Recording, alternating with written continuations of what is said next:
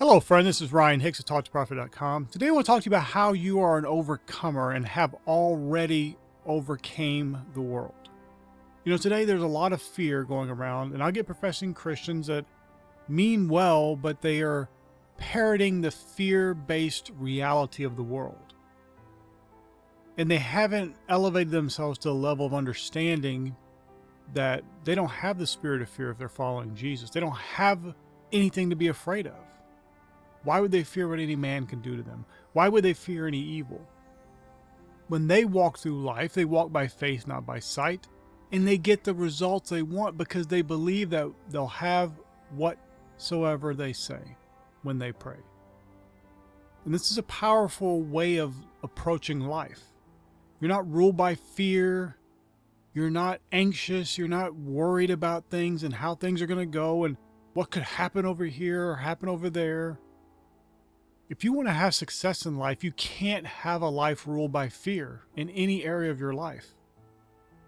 It's debilitating, it is destructive, and it will keep you back from the best you could possibly be.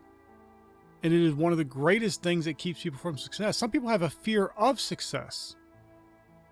Not just a fear of everything else going on, but they literally fear success because they fear, well, my friends won't like me if I'm rich. My friends won't like me if I'm successful because I'm doing better than they are. Those aren't friends then. If you have people in your life who are going to penalize you or hold you back because you're doing better than they are, that's not a friend.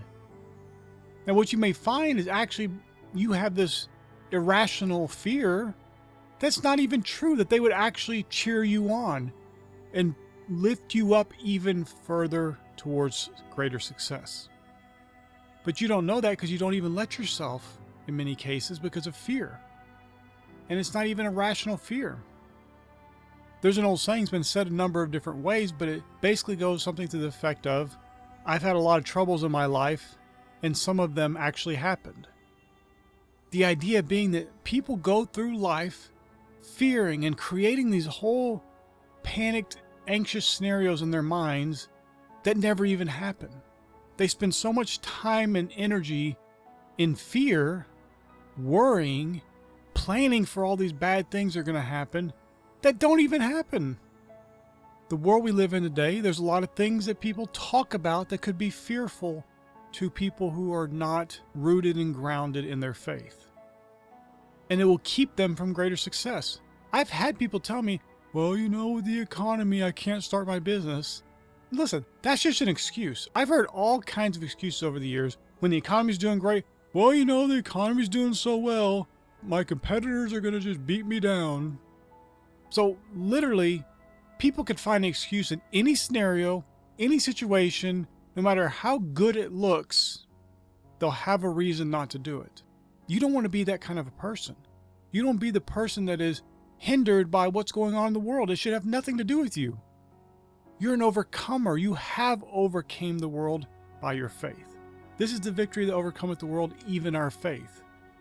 And you walk in that confident knowing that you are walking with God. It doesn't matter what other people are worried about. Whether it's true or not, doesn't matter. You walk by faith, not by sight.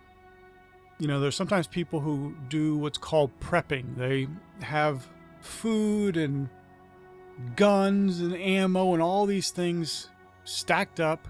And here's something important to note. When I was a kid, I knew people who were preppers. So we're talking about decades have passed and they had no reason to use any of the stuff they prepped. A lot of it went bad. A lot of it went to waste. The only thing the prepping did for them was further reinforce their fears. Now, I'm not telling you to be unwise. If God gives you wisdom and shows you something that's going to happen and tells you to prepare for it, okay.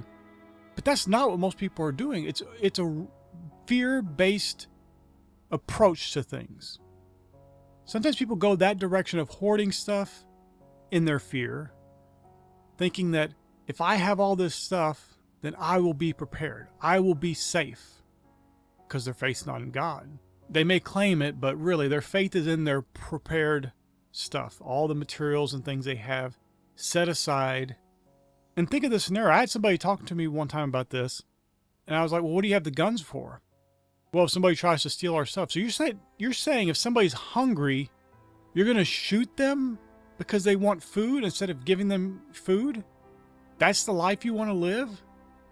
I'd rather die than live in my little bunker, huddled up afraid, shooting people who are hungry and want food. That's a ridiculous life. And they actually changed their whole approach to things based on that conversation, because they realized, wait, what am I preparing for? To live a life of villainy, of evil, wanting to kill my neighbors who are in need? That's not a life. That's not the life that they want to extend further if they think there's going to be some disastrous scenario.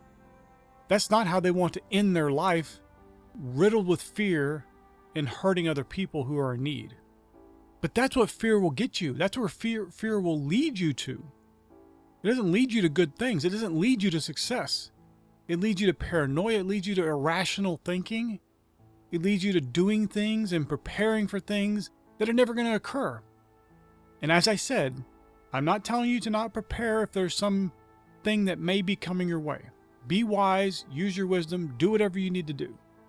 I'm just saying there's so many people who are rooted and grounded in fear and not faith.